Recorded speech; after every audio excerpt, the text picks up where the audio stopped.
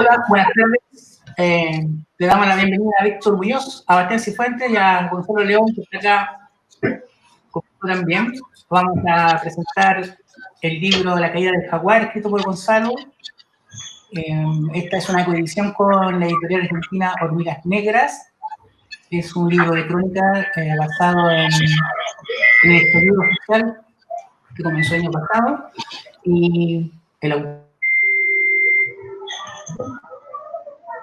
Y acá está el libro hecho para la venta también, y vamos a conversar en torno a ese tema con el fotógrafo que ha trabajado en todos estos días de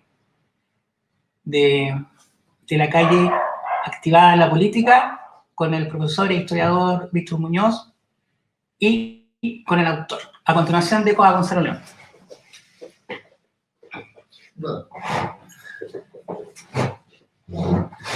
Hola, ¿cómo están? Yo por el momento no escucho nada, ¿no? Acá estamos, sí. Así que ustedes me dirán que si estamos bien o no. Ahora sí escucho. Sí, ahora lo escuchamos. Sí, ahora sí. Así que bueno, yo voy a decir nada más como para arrancar, y le voy a dar la palabra a Bastián, el fotógrafo, ¿no? que gentilmente me pasó la tapa, ¿no? La imagen de la tapa o de la portada del libro, y a Víctor, ¿no? Que yo lo conozco hace mucho tiempo, y que yo le dije que quizá le faltaba una perspectiva histórica al libro, ¿no? En términos más de construcción histórica, ¿no? De construcción histórica de dentro de la disciplina, ¿no? Porque yo en ese sentido me reconozco un neófito, ¿no? Entonces, me interesaban estas dos visiones, ¿no? Una visión que tiene que ver con Bastián, que es la imagen, ¿no? O sea, en la imagen, un fotógrafo que ha estado en la Plaza de Dignidad permanentemente, o no, recorriendo lo que es las manifestaciones populares, ¿no? Y por otra parte, alguien que le podía dar un soporte histórico dentro de una disciplina, una especie de perspectiva, como es Víctor Muñoz, ¿no? Entonces, bueno, me gusta escucharlo a ustedes, ¿no? No sé qué va a empezar. Bastián, ¿a ti te parece arrancar? Sí, me parece. Bueno, ha sido un honor ser invitado aquí a La Furia del Libro. Me parece un lindo honor, sobre todo estar compartiendo con ustedes, sobre todo con Gonzalo, que por fin vengo a conversar un poquito, entre comillas, face to face con él. A Víctor mandarle un gran saludo. Y bueno, comenzar hablando de cómo ha sido el estallido y vincularlo a la caída del jaguar. Bueno, Gonzalo hace un buen resumen de cómo ha sido el estallido social en Chile. O sea, hablar del estallido social ahora nos tendríamos que tener libros, una biblioteca más grande que la de Platón, no sé, tendríamos que tener una gran biblioteca para hablar todas las aristas que tienen que ver sobre el estallido social. Pero me resulta difícil, después de todo lo que ha pasado esta última semana en la revuelta social, de cambiarse de Plaza de la Dignidad ahora a Universidad de Chile. No sé si quieren hacer algún tipo de pregunta, que llevemos el diálogo más centrado en la fotografía. No sé, ¿qué le interesa a ustedes? No, para mí yo te quiero hacer una consulta que tiene que ver con o sea, yo pensé en el registro de imagen, ¿no? En la imagen yo estaba atento a lo que estaba pasando en términos de imagen, ¿no? O sea, era una cosa que a mí me interesaba mucho. Tanto la imagen fotográfica como la imagen audiovisual, ¿no? Me parece que la imagen audiovisual era un registro que cumplieron re bien Piensa Prensa, ¿no? Primera Línea, ¿no? Pero en términos de la imagen como hasta fotográfica, era un poco más como hasta difícil, porque el registro bastaba y no bastaba, ¿no? Me gustaría que, y en ese sentido yo elegí tu fotografía porque me parecía que era una metáfora, esa persona como está tirando la molotov, de lo que yo quería hacer, ¿no? O sea, en el fondo era una molotov en dirección a Chile, ¿no? O sea, en términos de lo que estaba como sucediendo.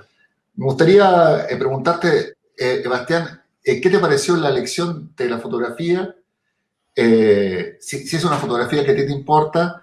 Y por otra parte, el recorrido de imágenes que tú ves en el libro, ¿no? Y lo que te provocó el libro versus el trabajo fotográfico que tú has tenido. Mira, la elección fue súper buena para el tema, sobre todo porque esto de tú lo explicáis muy bien en el libro, eso de los jaguares latinos, todo esto que tiene que ver con un empoderamiento que ha tenido Chile durante la historia, que no sé de dónde lo sacamos, que es un invento empresarial tremendo. La fotografía en sí ilustra bien el momento que hoy se está viviendo en Chile, sobre todo de la potencia que tiene, porque hay un perrito al lado que es el Isidro, y está él con la molotov, y demuestra mucho de la valentía que están teniendo los CAN, y sobre todo la gente, en contra del sistema imperante de hoy en día. O sea, si nos damos cuenta, después del 18 de octubre del 2019, ha cambiado Chile, ha cambiado en algunas cosas, pero me gustaría que los cambios fuesen más profundos. Hoy en día, como se refleja muy bien en esa fotografía, si no hubiese sido por esos jóvenes que están luchando hoy en día, no sé si hubiese cambiado en algo lo que estamos viviendo. O sea, no hubiésemos quedado con las mismas protestas, no hubiésemos quedado con la frase que tú abordaste, esto no prendió, cabro, y que dijo el del metro. Entonces, como que llegar a oh, me resulta sumamente difícil hablar de esto del estallido, sobre todo porque hoy en día se está dejando un poco tirado lo que son las calles, y se está llegando solamente a protestar cuando nos tocan el bolsillo, o sea, cuando hablamos del 10%. Y eso está fustigando mucho el movimiento, porque hay muchas personas que dieron la vida en este estallido social, perdieron sus globos oculares por mutilaciones de carabineros, y hoy en día también salen estudios que se llevaron hace un año, donde las lacrimógenas mismas que han ocupado carabineros en contra de la ciudadanía están demostrando que están perjudicando la salud de los manifestantes en sí. O sea, están inundando de lo que es las lacrimógenas, que fue la primera táctica que se ocupó al principio del estallido, y ahora es la quemadura de las personas a través de los guanacos. Y eso me refleja muy bien lo que es la fotografía en sí, porque acá el joven está sin miedo enfrente de dos guanacos tremendos de la policía, y es una vorágine de cosas que me da cuando saqué esa fotografía, que fue un día sábado, de sentimientos, de cosas, de momentos, sobre todo por el contraste que se da con los verdes. O sea, muy verde el fondo, muy color Paco, muy color de los carabineros de Chile, y el joven es el que le da un poco de luz a esto, es como la especie de la llama a la libertad de él, demostrando en sí el poder que tiene un solo joven contra todo lo que es. O sea, ese joven representa como al pueblo solitario en contra del Estado, en contra de los poderes, como dice Salfate, de los poderes fácticos que existen hoy en día. Hay algo con respecto a la fotografía ahí que es llamativo, ¿no? Porque el hecho de la molotov habitualmente ha sido como hasta mirada como los poderes, ¿no? Especialmente ya sea en dictadura o incluso en democracia, ¿no? Con gobiernos de la concertación y con gobiernos de derecha, ¿no? Como el sumum o sea, el extremo de la violencia, ¿no? En este momento, en la foto de la tapa, ¿no? No aparece esa situación, ¿no? Porque la violencia está relegada como tú dices, ¿no? Estas cosas Carabineros, ¿no? Carabineros está ahí, ¿no? Con estos dos carros, ¿cachai? Y si bien uno no ve seres humanos, es decir, a fuerza de carabineros ahí desplegados, la inminencia de la violencia está, ¿no? Y en ese sentido hay una especie como de inversión en el carácter de lo negativo que podría tener una Molotov. Mi pregunta es que si lo pensaste o no, ¿no? O sea, esa foto como que salió como hasta natural, algo hablamos cuando yo te la pedí, pero me gustaría que lo compartieras, ¿no? Es que, mira, a mí lo que me pasa es que yo por la mayoría de las veces yo no les saco fotos a los jóvenes que portan las molotov en sí, porque esas fotografías después pueden ser usadas como evidencia por carabineros para culparlo. Entonces, relativamente yo no saco esto, o si no, los cubro bien, les cambio los colores y todo eso. En ese sentido, yo ese día yo no estaba buscando esa fotografía en sí, ya la tenía reflejada, porque uno donde ve tantas fotografías a veces ya las va imaginando ciertas fotografías.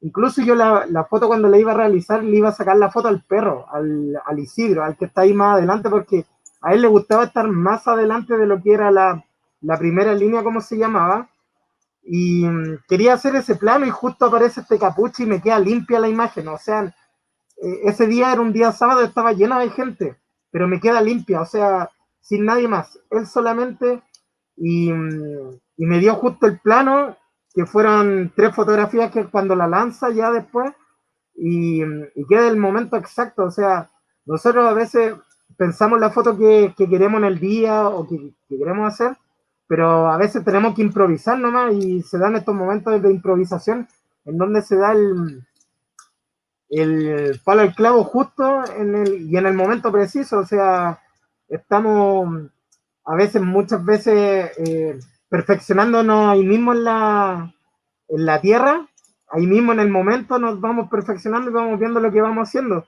Y bueno, esa fotografía es una de las más queridas mías, sobre todo por como te explicaba anteriormente, de que acá está el can típico del quiltro chileno, el perrito chileno, junto al manifestante en sí y en contra de lo que es el poder. Si te das cuenta, como tú mencionabas bien, no se ve carabineros en sí como personas, pero sí demuestra la maquinaria poderosa de que ellos son como atacan. O sea, son dos carros contra un quiltro y una sola persona con una molotov. Y eso es como me demuestra esa dualidad, esas diferencias de poderes que existen muchas veces en lo que ha sido el estallido. O sea, mucha represión, demasiada represión. Hoy en día no sé si te has dado una vueltecita por las manifestaciones en Chile, pero hoy día tenemos 10, 12 guanacos atacando a las personas, y en la Araucanía, mira, justamente en estos momentos que se está dando la mayor represión en Santiago de Chile, en la Araucanía no está pasando ningún hecho de violencia. Ok, ahora me gustaría hablar con Víctor, ¿no? O ni siquiera hablar, ¿no? Porque yo sé que él tiene una perspectiva que quizá que podría estar en contra, ¿no? A lo que yo digo en el libro, o no sé, no tengo claro, veo los posteos en Facebook, ¿no? Entonces uno no sabe, ¿no? Por dónde él lo va a agarrar. Yo sé que este libro sí, me recuerdo que yo vine y entrevisté a una amiga de él, ¿no? A Moyano Barahona, Cristina, ¿no? A la directora de historia, ¿no? Del departamento de historia de USACH. Yo le pregunté qué onda o algo así, ¿no? Y de repente me dijo, no, sí, amiga mía, o algo así. Y después me encontré con otra amiga en común, con Mary, ¿no? Me dijo que la ubicaba al parecer, ¿no? Y bueno, pero a excepción de esa historiadora en el libro, que es un libro, yo diría que es coral, donde hay mucha gente, ¿no? Participando cuando yo estaba acá, ¿no? Cuando vine de Buenos Aires acá, porque esto es un libro escrito en rigor desde Buenos Aires con una pasada acá. Yo sentía que en el libro le faltaba historiador. O sea, yo sé que el historiador como trabaja con una urgencia que es distinta al periodista o que es distinta al escritor. La caída del jaguar es un libro escrito por un escritor, ¿no? O sea, no por un politólogo, no por necesariamente por un periodista de investigación, ¿no? Ni tampoco por estos periodistas narrativos, ¿no? Entonces, en ese sentido es un libro de urgencia, pero en esa urgencia me interesan las opiniones de otras disciplinas, como la de Horacio González, que es más, entre comillas, sociólogo, ¿no? Sociólogo argentino, que tiene un cierto conocimiento, o sea, es muy conocido en Argentina, no sé si tanto acá, pero bueno, me interesa la opinión de Víctor Muñoz. Así que bueno, Víctor, eso. Estoy con la incógnita.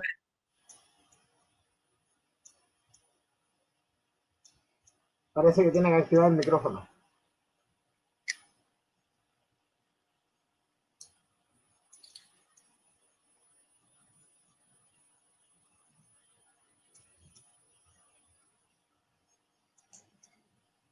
Me parece que no se escucha. Ahí dice. Ahí se escucha. ¿Sí? Ya, entonces tengo que mantener los audífonos puestos. Aquí los audífonos y algo pasó. Ya.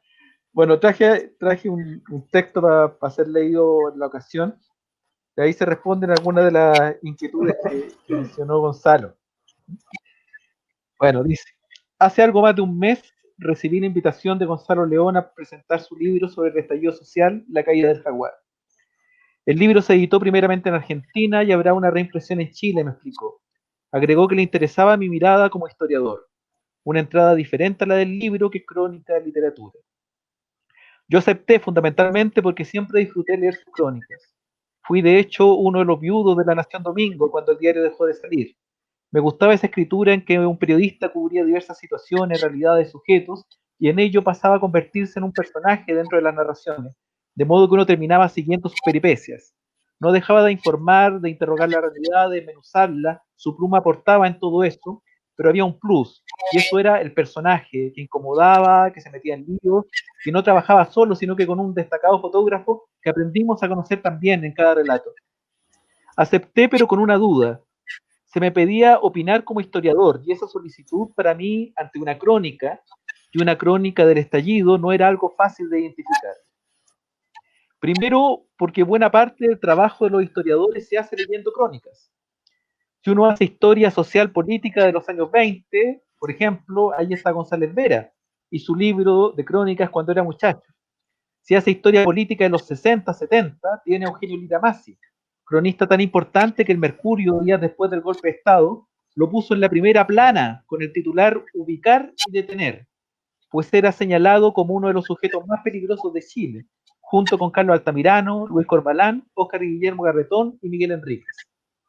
Para estudiar México, cuando vivía allá, me había tocado también revisar, por ejemplo, Entrada Libre, Crónicas de la Sociedad que se Organiza, de Carlos Monsiváis, con su relato sobre el movimiento estudiantil de la UNAM y los efectos sociales del terremoto mexicano de septiembre de 1985. Es decir, para los historiadores y para mí, las crónicas son por una parte fuentes y por otra un aprendizaje constante. Porque el historiador sabe que su pega es narrar, y aunque no somos escritores, queremos serlo, queremos acercarnos a eso, aunque en nuestro intento llenemos los escritos con notas al pie y la infaltable bibliografía citada con abreviaturas latinas. A la crónica uno no le pide cobertura y precisión absoluta de datos, como sí se lo pide al periodismo de investigación. Tampoco categorías de análisis debidamente referenciadas ni nada parecido. Uno a la crónica le pide principalmente que emocione, que te haga sentir los momentos, las subjetividades, que permita dialogar con lo que uno piensa y con las experiencias vividas. Uno pide reflexión y análisis, pero de esa que contienen las síntesis poéticas, ese lenguaje que extrema sus posibilidades simbólicas y las imágenes que permiten expresar en sencillo cuestiones sumamente complejas. Por todo esto, mi opinión como historiador no creo que sea tan distinta a mi opinión como lector. Y como alguien que vivió el estallido y los últimos 30 años, más que como alguien que estudiara este estallido o los últimos 30 años. En eso debo decir que el libro de Gonzalo León tiene los elementos que se le piden a una buena crónica con una cualidad muy particular, que es el retorno del viejo personaje de sus crónicas, pero marcado por la distancia y el tiempo que lleva viviendo en Argentina. Es un personaje que ha cambiado, que está conmocionado con lo que sucede y que se reencuentra con el Chile de hoy redescubriendo los últimos 30 años. Es la mirada de un chileno que viene de afuera con el fin de introducirse en su Chile, que ya no es igual al que dejó, para reconocerlo y narrarlo. No solo se narra, también se explica. Hay lectores no chilenos a los que hay que contarles lo que fue esa imagen de jaguar de Latinoamérica, detallando este caso de ejemplo temprano y extremo de un neoliberalismo absurda y mentirosamente orgulloso de sí mismo. En ese sentido, Gonzalo León tiene que traducir al extranjero la particularidad chilena, un modelo económico que se ha instalado en nuestra cultura y que en las grandes diferencias con el resto del continente exige un esfuerzo mayor al intentar explicar los procesos y su enraizamiento a nivel de la cotidianidad. Porque ¿cómo le explicamos a alguien que entiende natural que la universidad sea gratis, el que para nosotros lo natural es la deuda universitaria? Es más, que seguimos llamando universidades públicas a esas grandes instituciones con las que nos endeudamos, con los bancos de por medio, y por las cuales las casas de cobranza nos persiguen por varios años. No es fácil.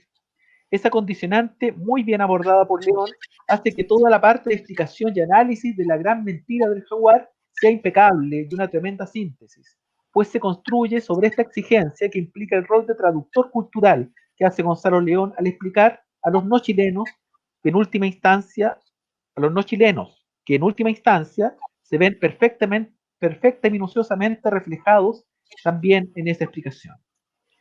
El narrador es alguien que quiere entender, que asume que su distancia con Chile, con el Chile que dejó, que asume su distancia con el Chile que dejó, que cambió y que despertó. En eso recorre las calles, conversa con gente, vive los días de cotidianidad alterada por la represión constante y se conecta con un pueblo que vivió esos días aprendiendo a enfrentar esa represión. El autor sale a la calle y se encuentra con que los chilenos ya andamos equipados con tapabocas, gafas protectoras, agua con bicarbonato y una actitud como si todo aquello fuera normal. Y ahí están los muchachos y muchachas con escudos, piedras y sofisticada organización ya perfectamente internalizada. Toda esa cotidianidad es impactante por el hecho de ya haberse constituido como cotidianidad. El autor estudia para entender todo eso, no con los libros o artículos que para entonces todavía no salen, sino con videos de canales de prensa alternativa, con las redes sociales, conversando con los otros personajes que van apareciendo y mostrándonos esa suma de subjetividades que estallan, convergen, se enfrentan en esas semanas del último trimestre del 2019. Y ahí está la brutalidad que nos trae de vuelta a los recuerdos de la dictadura, de esa violencia de los agentes del Estado que pensábamos que ya no estaban, o al menos no en el centro del país a ese grado, porque las banderas mapuche en las marchas nos dicen en realidad que esa represión sí estaba en el sur, con heridos y muertos ante una extendida indiferencia de una capital que todavía no despertaba de esa realidad. Eso tiene que ver justamente con una de las tantas preguntas del libro: ¿por qué las banderas mapuche terminaron siendo símbolo del estallido social del país completo? Y así es como avanza el libro, con preguntas y múltiples viajes y conversaciones que se siguen en busca de respuestas. Entre tanto, hay vueltas al pasado que nos traen algunas viejas crónicas de León que dialogan con el presente. Acá el cronista, al modo del historiador, usa su archivo de obra personal para traer luces que iluminen esta idea de que no eran 30 pesos, sino 30 años. Y el país ha cambiado en esos 30 años, las marchas han cambiado, Santiago ha cambiado, y quizás solo Piñera aparece tan terriblemente igual, como si no hubiera aprendido nada. Y lo que es peor, como si nosotros no hubiéramos aprendido nada, porque el tipo retornó al poder siendo hoy el mismo que ayer, pero recargado con balas, balines y una policía criminal a la que dio toda la confianza una y otra vez. Si hay un personaje en que el libro se detiene varias veces para ir armando un perfil detallado, ese es el actual presidente de Chile. León dice cosas sobre Piñera como las siguientes, comillas: está convencido de que aún los que no trabajan para él, trabajan para él. Comillas, Piñera no cree en el ridículo, por eso ha caído tantas veces en él. O comillas, Piñera ha sido el último en darse cuenta de que el jaguar ya no es jaguar, o de que estaba extinto. Y si me permiten un último spoiler, esta tremenda síntesis sobre la personalidad del presidente, comillas. Recuerdo que durante su primer gobierno le gustaba en sus intervenciones públicas hacer citas históricas y siempre erraba. Es decir, entendía que un presidente dialogaba con la historia y él quería hacer eso, y lo hacía en base al desconocimiento, y no le importaba. Hasta en eso aparentaba, hasta en eso ostentaba, del conocimiento que no tenía. Y la gente, esto hay que decirlo, se burlaba de él, y eso tampoco le importaba. Esa cita me recordó todas las veces que vi a Piñera citando un poema falsamente atribuido a Borges, poema bastante malo, por cierto. Varias veces lo corrigieron y Piñera respondía simplemente, no importa que no sea de Borges. Eso, no importa. La verdad no importaba, solo el efecto. El ostentar de todo hasta de lo que no se tiene, hasta de lo falso. Piñera da risa, da rabia y da impotencia. El autor siente esa impotencia y la proyecta. Hay relatos terribles de la represión, del drama de todas las personas que la policía dejó tuertas o ciegas, del dolor de una generación que luchó contra la dictadura, que comprendió que la transición pactada dejaba muchas cosas sin resolver, pero que pensó que en materia de derechos humanos había cosas que no volveríamos a vivir, pero que la vivimos nuevamente. Y ante eso, el millonario paranoico, mentiroso y ególatra que tenemos a la cabeza del país aparece como el principal responsable. Este se trata sin duda de un libro profunda y humanamente antipiñerista, a mi juicio, sensatamente antipiñerista. El libro nos deja con preguntas que todos nos hemos hecho y discutido en estos meses, y acá el autor es una voz que dialoga con sujetos y realidades que formaron parte de todo lo que converge el 2019. Los estudiantes, las feministas, la lucha mapuche como referente, las asambleas de cuánta particularidad habita Santiago y el país, incluyendo escritores, algunos comprometidos y otros honestamente asustados de lo que podían perder. Porque el estallido nos trajo brutalmente la imagen de la lucha de clases, donde hay grupos que se asustan por la incertidumbre y otros que expresan en los hechos que en realidad no tienen nada que perder. Y en el mundo de los escritores, como en el resto de los oficios, hay de todo. Creo que a todos nos pasó enfrentarnos a ese colega con el que pensábamos que teníamos algunas diferencias, hasta que en 2019 esas diferencias de pronto fueron un abismo. Ese abismo que separa los que se preocupan por los muertos y heridos de aquellos que prefieren condolerse por una estatua derribada. La crónica de León tiene estos componentes que inevitablemente nos hacen vivir nuevamente la experiencia de estos días que marcan un antes y un después en el país y en nosotros. Mi crítica de historiador, porque eso se me pidió, es que es un libro bello, terrible y nuestro, que habla de nosotros, de lo que nos pasó, del jaguar que nunca fuimos y de esos deseos ya incontrolables de ser parte de la construcción de nuestra propia historia. Por último, decir que cuando vi los juicios y percepciones que el libro recoge en torno a la evaluación del estallido, tendía a creer que probablemente yo tengo una mirada algo más optimista que la de Gonzalo. Y acá quizás hay algo de una mirada de historiador, pero fundamentalmente de historiador político que valora los movimientos sociales, pero también la relevancia de construir institucionalidad. Me parece que la revuelta tuvo un éxito de tremenda trascendencia, que fue la posibilidad de votar la Constitución de 1980, cuestión inimaginable en otro escenario. Y votar una Constitución para hacer otra es algo más relevante que votar un presidente.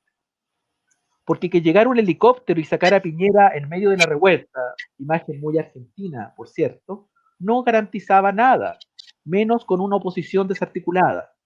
No sé si seré demasiado chileno institucionalista en mis apreciaciones, pero creo que más relevante que el, comillas, que se vayan todos, es la claridad de quién se queda, quién genera institucionalidad y mete mano al orden social para cambiarlo apuntando a la justicia social o para salvarlo con toda su carga de iniquidades.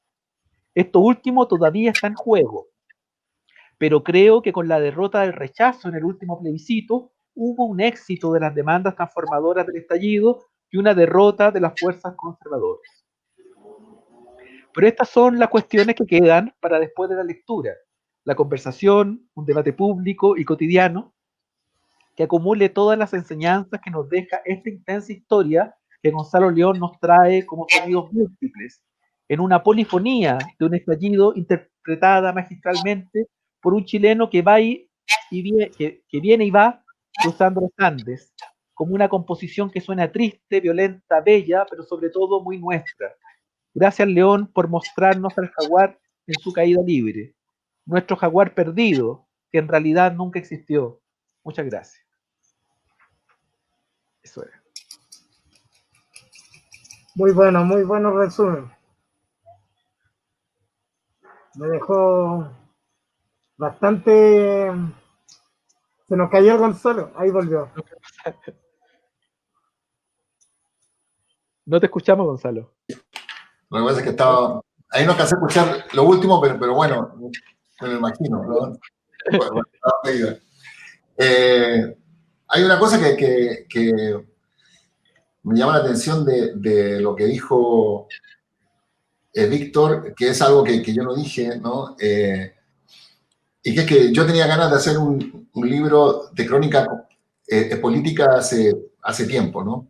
Y no encontraba el espacio, no encontraba, no sé si el pretexto, no encontraba las ganas, ¿no?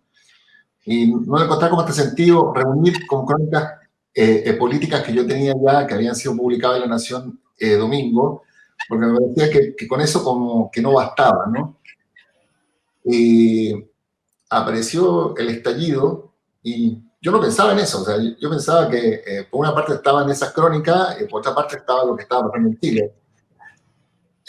Como yo coloco ahí en el libro, hay un momento donde yo tenía un viaje programado. El viaje programado era para el 22 de octubre. Iba a dar un curso en tal lugar. Y de pronto ocurre lo del 18 y yo como siempre que ocurren movimientos como hasta sociales, en Chile uno es desconfiado, ¿no? Uno dice, bueno, esto se termina el lunes, ¿no? O sea, uno dice, analizándolo el viernes, ¿no? No analizándolo desde Argentina, desde Buenos Aires. Entonces uno dice, bueno, el lunes que se va a volver a la normalidad. Y estuve como reatento y el sábado como que seguía, ¿no? Ya estaban los militares en las calles, ya eso me parecía mal, o sea, decía, esto ya, no, acá está pasando algo raro. Y el domingo me levanto y veo Estado Nacional, está con Pancho Vidal, ¿no? Hablando, y él dice algo que a mí me llamó mucho la atención, que él hubiera sacado los milicos antes a las calles. O sea, un cuadro político de Lagos, un cuadro político de Bachelet, un cuadro político de la Concertación diciendo eso, ¿no? Yo diciendo, nos fuimos a la mierda. Yo no estaba tan preocupado por lo que dijera la derecha como que lo dijera un cuadro político de la Concertación, ¿no? Él estaba pidiendo los milicos antes, ¿no? Y bueno, me acuerdo que el domingo, en ese mismo como este programa, hay una interrupción y habla de Piñera, ¿no?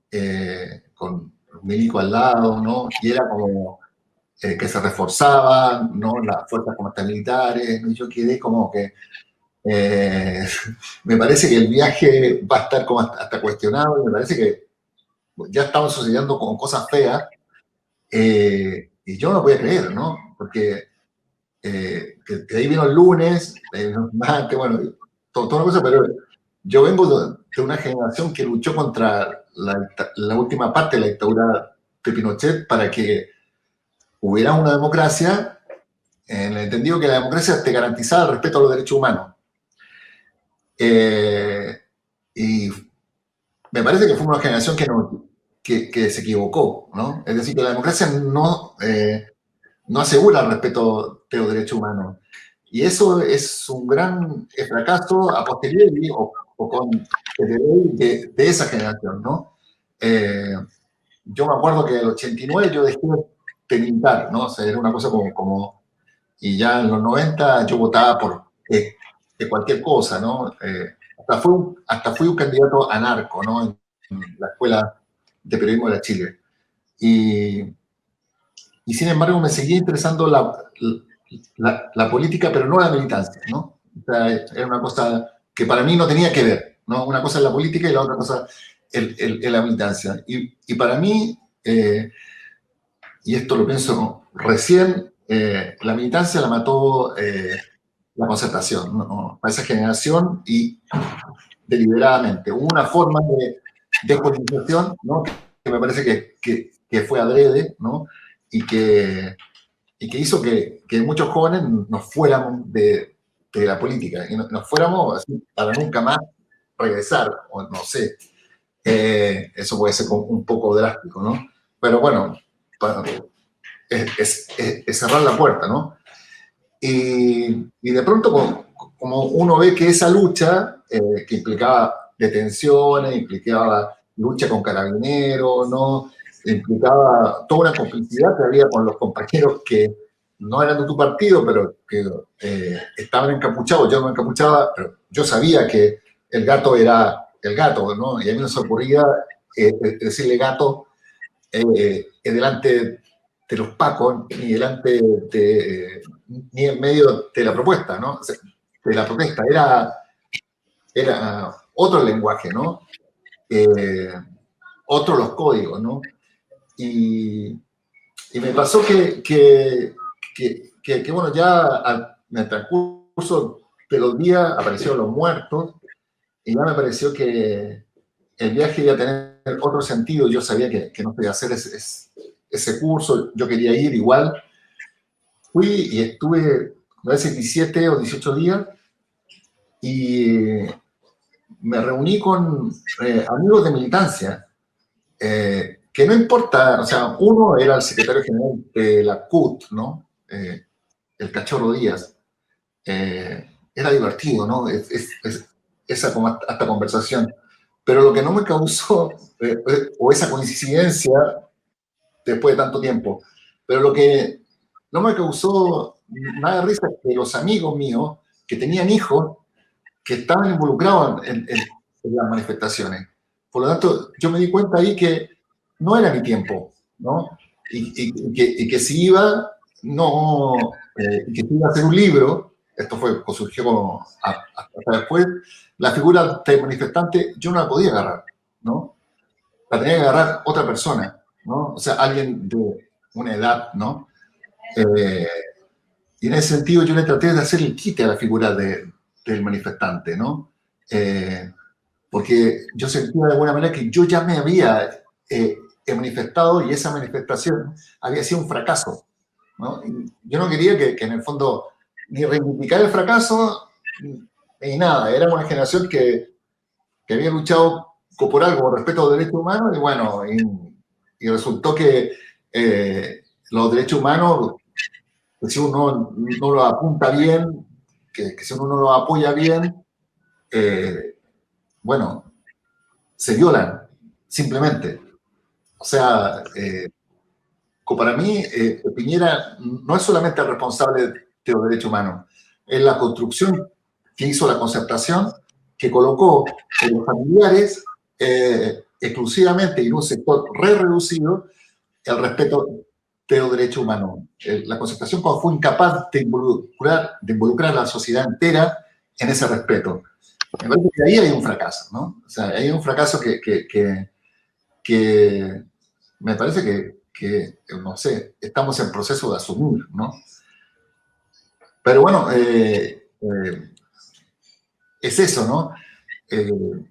Me gustaría como preguntarle a Bastián, que es más de esa generación, la generación que es testigo del manifestante, de la figura del manifestante, porque en el fondo, cuando uno está adentro, ¿no? Es distinto de la manera como cuando uno los observa desde afuera, ¿no?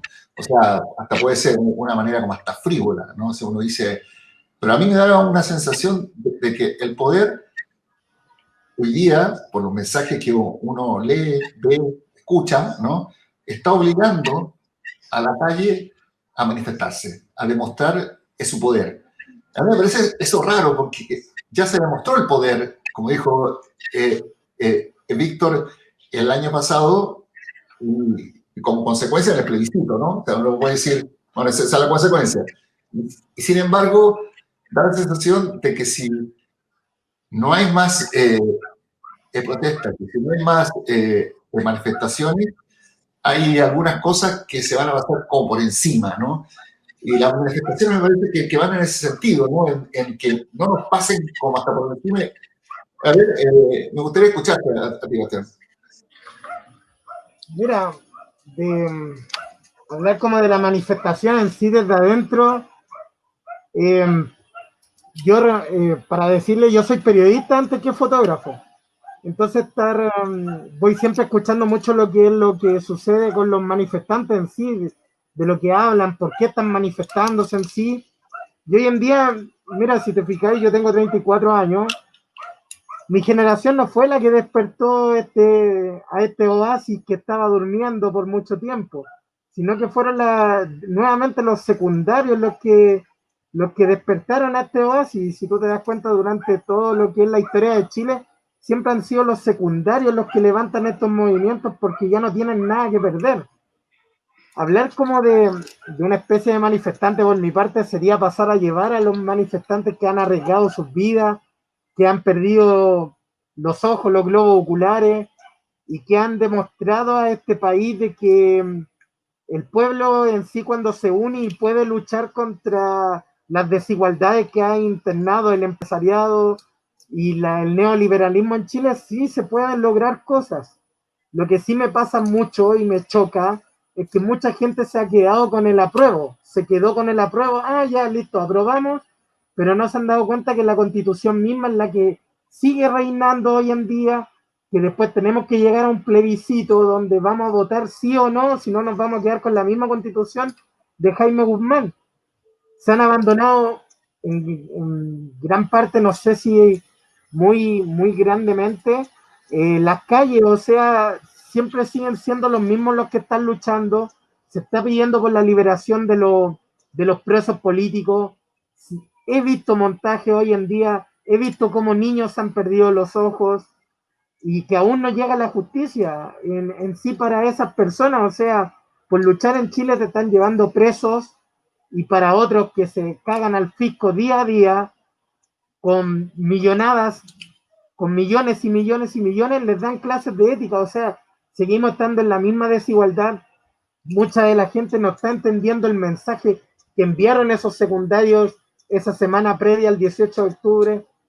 La gente no está entendiendo que hubo pérdidas grandes de vidas, que hubo, como reitero, los traumas oculares que fueron bien grandes. Se olvidaron de eso, se olvidaron de que la gente está luchando por sí, por un bien grande, por un bien más. Pero he visto acá que mucha gente se moviliza y todo eso y tiene que ver solamente porque le tocan el bolsillo. O sea, si no hubiese estado lo del 10%, mucha gente se hubiese quedado en la casa y hubiese alegado por internet, o alegado por Instagram, o alegado por Twitter, que es como bien la tónica que se nos da hoy día, que es activista 2.0 de redes sociales, pero que no le interesa mover el culo a la hora de estar en las calles y decir, oye, aquí estoy yo demostrando que puedo. O sea, a mí me ha pasado en mi entorno familiar que me dicen, oye, yo ya estoy viejo para ir a protestar. Oye, está la abuela Cap, que está dando cara todos los días allá, una abuela. Está la lonco Juanita, dando todos los días batalla con las personas ahí al lado. Entonces, cuando a mí me dicen, es que yo ya estoy viejo, oye, ahí en las calles hay abuelas, hay abuelos, hay personas que han luchado desde la dictadura militar, desde los inicios, y están al día de hoy dándole el apoyo a toda la gente. Entonces, cuando me dicen que ya estamos viejos, que ya pasamos por eso, que estamos cansados, o sea, no hay excusa, no hay excusa. Yo escuchar al manifestante hoy en día es escuchar a un manifestante muy cansado porque han estado dando batalla día a día, han estado en todas las protestas, pero está la desmotivación en sí de que mucha gente ha abandonado este movimiento porque se quedó con eso del apruebo, se quedó con lo del 10%.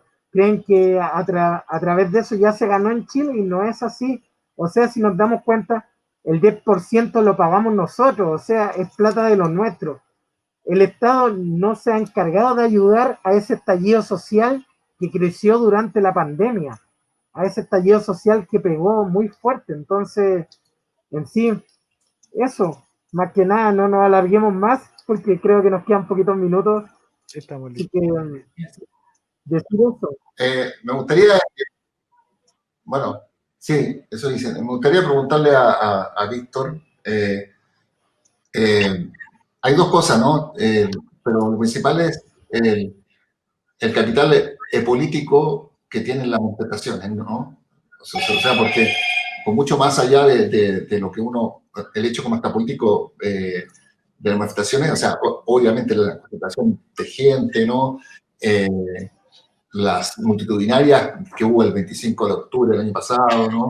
Claro, esos son un hecho como está político en sí, pero hay posibilidad de encauzar porque lo que se ha dicho como hasta mucho, ¿no? Que el encauzamiento de político es vía institucional es imposible, ¿no? Tú dijiste al terminar que el encauzamiento había sido por el plebiscito, ¿no? Y el apruebo. Eso significa que esto es lo máximo que se puede llegar, o hay otras como estas transformaciones que se puede lograr. No están diciendo que hay que cerrar, Sí, Gonzalo. bueno, Estamos llegando al final y son cosas, como digo, son cosas que deja instalada el libro, que son debates larguísimos. Y claro, y tenemos un minuto, yo creo que no alcanzamos. Nos vamos a tener que juntar los tres y grabar una entrevista así para Sí. mandarla y mostrarla. Sí, no, es verdad. Sí. Es para muchos, por lo mismo como No, yo explicaba al principio. Y Es no mucho estamos para No, sí, por mi parte, solo agradecer tu texto, agradecer la invitación, agradecer este momento.